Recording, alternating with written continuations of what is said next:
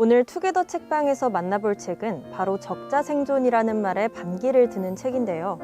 바로 브라이언 헤어와 버네스 우즈의 다정한 것이 살아남는다입니다. 우리에게는 생존을 위해 조금 더 교활해지고 얍삽해져야 하는 순간이 종종 찾아오곤 합니다. 그러나 이 책은 인류가 지금까지 번성할 수 있었다는 이유가 바로 타인을 위하는 따뜻한 본성에서 비롯되었다고 말합니다. 어쩌면 경쟁 때문에 삭막해진 현대사회에 이 책이 등장하게 되어 조금은 반갑기도 합니다. 살아남기 위해 그리고 함께 살아가기 위해 여러분에게 손을 내미는 책, 다정한 것이 살아남는다. 지금 시작합니다.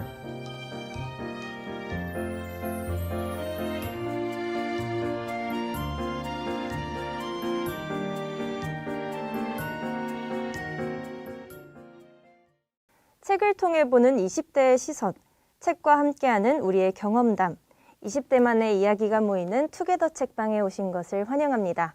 안녕하세요. 투게더 책방 17번째 영업을 시작합니다. 저는 투게더 책방지기 해무입니다. 오늘 저희 책방에 손님들이 찾아오셨는데요. 자기소개 한 번씩 이쪽에서부터 부탁드릴게요. 안녕하세요. 건축학부 2학년에 재학 중인 김소진입니다. 저는 고등학교 2학년 담임선생님과 반 친구들과 합이 참 좋았어서 그 시절이 제게는 사랑을 참 많이 주고받은 다정한 기억인데요. 그 시절에 제가 동글동글한 완두콩을 닮아서 그 친구들이 붙여준 별명 두콩이로 오늘 저를 불러주시면 감사하겠습니다. 네, 저는 국어국문학과에 재학 중인 24살 이가은이고요. 고등학교를 졸업하고 조금 혼자만의 시간을 가지다가 이제 공부를 하고 싶어서 이렇게 대학에 오게 되었는데 저는 이렇게 말과 언어나 생각이 자아내는 힘에 관심이 많고요. 그래서 국어국문학과에 오게 되었습니다. 오늘 한강이라고 불러주시면 감사하겠습니다. 네, 안녕하세요. 저는 어느 순간 눈을 감았다 떠보니까 4학년이 돼버린 장숭이라고 합니다.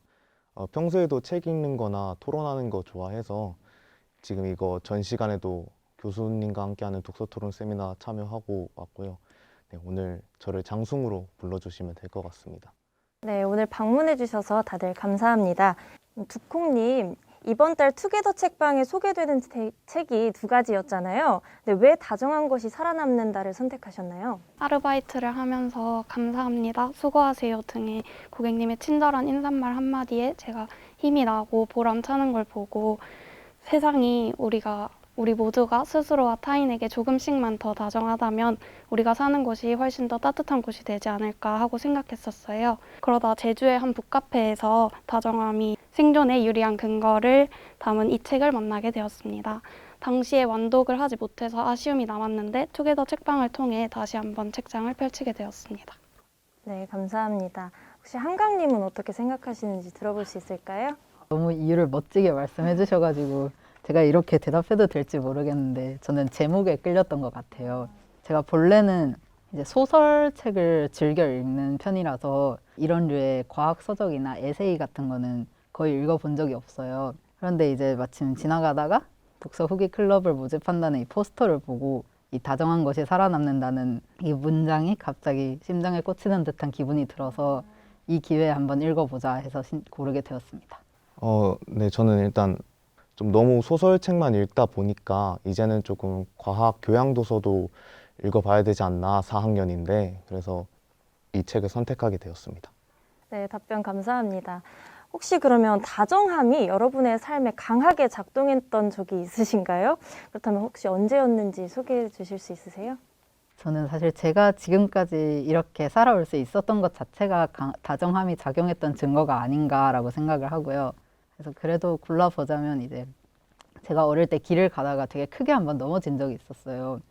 그래서 엄청 소리도 크게 나가지고 길을 가시던 분들이 되게 당황해서 저한테 와가지고 이렇게 괜찮냐고 물어봐 주시고 일으켜 주시고 했던 기억이 나는데 그때 크게 다쳤는데도 다들 걱정해 주시니까 아픈 것도 잘 모르겠고 금방 울음을 그쳤었거든요. 그래서 다들 이렇게 다정함을 겪게 되는 게 아닐까 하는 생각이 드네요. 네, 저는 흔히들 말하는 그 코로나 블루라는 그런 증상이 조금 있었어요.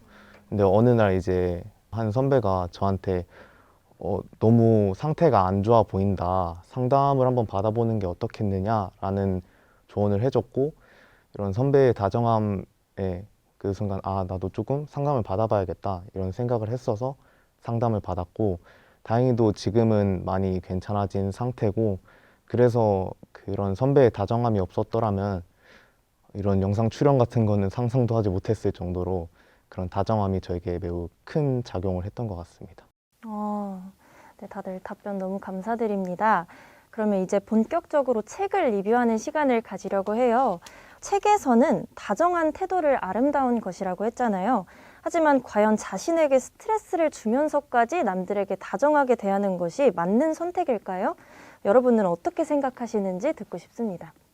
저는 다정한 태도가 아름다운 것은 분명하지만 저는 가장 다정해야 할 상대는 자기 자신이라고 생각하거든요.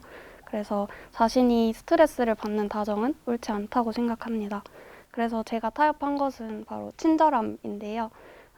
친절함은 본인이 베풀 수 있는 능력과 배려에서 비롯되고, 다정함은 수고와 희생을 감수하면서 자신의 마음을 전달하기 위한 사랑의 표현 방식이라고 개인적으로 생각을 해요.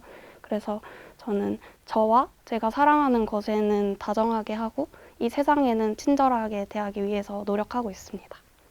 저도 비슷하게 생각을 해요, 사실. 그래서 이제 물론 정말 때로 화를 내야만 하는 순간도 있고 기분 나쁜 걸 참고만 있을 필요도 없지만 이제 화를 내는 것 또한 어쩌면 다정함의 표현이 되는 게 아닐까. 내가 이 사람을 아끼는 만큼 더 좋은 관계로 나아가고 싶고, 그래서 서로 좋은 영향을 주고받는 관계가 되기 위한 과정이라고 생각을 하면 이제 결국 다정함이라는 것 자체가 타인을 배려하는 걸 넘어서 스스로의 마음을 돌보는 걸 다정함이라고 부르는 게 아닐까 하고 생각하게 됐습니다. 다음 답변도 살짝 기대가 됩니다. 책에서는 자기 가축화에 대해서 설명하고 있습니다. 이것이 인류가 살아남을 수 있었던 요소 중 하나라고 말하는데요. 그렇다면 자기 가축화는 정말로 인류 생존 조건의 필요 충분 요소일까요? 사실 자기 가축화라는 단어로 이제 정의를 하면 되게 뭔가 엄청 과학적인 개념의 영역인 것 같고 뭔가 엄청난 정의가 있어야 될 것 같고 그런 생각도 사실 드는데, 저는 자기 가축화가 크게 어려운 개념이 아니더라도 저희가 이렇게 학교에서 조별 과제 같은 걸 하면서 협력에 대한 가치를 학습을 한다거나 친구들과 어울려 놀면서 이제 싸우고 화해하는 법을 배운다거나, 아무리 이제 지나가는 사람이더라도 과하게 친절할 필요까지는 없더라도 적당히 이제 인사를 하고 그런 관계를 쌓는 법을 배우는 것 자체가 전부 자기 가축화에 필요한 요소라고 생각을 하기 때문에 이제 인간들은 본능적으로 이런 친화와 친교가 생존에 도움이 된다는 걸 알고 후세에 전파하기 위해 노력을 해왔던 것이라고 생각합니다. 이 책이 굉장히 주는 시사점이 되게 많잖아요. 시사점에 대한 질문이 안 될 수가 없는데, 그렇다면 우리에게 있어서 비인간적인 면은 반드시 배제해야 하는 것일까요? 말씀하신 비인간적인 면이 책에서 말한 것처럼 외부자에 대한 부정적인 행동이라면 저는 이건 배제해야 하는 것이 아니라 변화시켜야 하는 것이라고 생각합니다. 제가 조금 이 책을 보면서 흥미롭게 읽었던 부분은 건축에 관련한 내용이 책에 나와서 발췌를 조금 해왔는데, 두려움 없는 시작과 무례함 없는 만남을 기반으로 꾸준한 교류와 접촉을 증진하다 보면 관용은 자연스레 창조될 거라는 도시건축가의 말이 있었어요. 근데 전 실내건축 전공이라서 저희가 사람이 실내에서 인생의 80% 이상을 보낸다고 해요. 그래서 건축보다는 실내 안에 우리가 생활하는 공간에 노출의 관용을 더한 건축을 계속해서 갈망하고 실천해야 하는 것에 조금 더 의식을 깨우치게 된 것 같아요. 답변 감사합니다. 다음 질문은 우리는 이제 극단적 혐오 시대를 살아가고 있다 이렇게 말을 해요. 실제로 인터넷을 들여다보고 있으면 끊임없이 편을 가르면서 상대를 배척하고 비하하는 모습을 볼 수 있죠. 이처럼 우리 사회에서 혐오가 좀 쉽게 사라지지 못하는 이유가 있다면 뭘까요? 제가 생각한 이유는 온라인 속에서 쉬운 집단 형성이 그 혐오와 사회 분열을 일으키는데 원동력이 된다고 생각해요. 그래서 저희가 이제 지금은 코로나 때문에 조금 힘들지만 앞으로 더 상황이 나아질 테니까 공개적인 교류와 접촉에 더 증진을 해야 한다고 생각합니다. 저는 이 혐오나 사회 분열이 저는 조금 자본주의 사회의 폐해가 아닌가라고 저는 생각을 하게 되었는데요. 자본주의라는 게 이제 개인의 노력을 중시하기도 하지만 그만큼 개인주의적인 요소를 요구를 하기도 하는 사회 체제이기 때문에, 그래서 결국 이 혐오라는 게 사실 전체적으로 보면 혐오가 맞긴 한데 이 사람들 입장에서는 사실 자기 보호 수단으로서 시작한 혐오가 아닌가 그런 생각이 들고요. 다 같이 사랑하면서 살아남기에는 너무 어려운 사회로 흘러가고 있지 않나 하는 생각이 들어요. 답변 감사합니다. 그럼 장수님은 또 어떻게 생각하시는지 말씀해 주시겠어요? 이유가 인간 본성이 원래 그냥 그렇다고 생각을 했어요.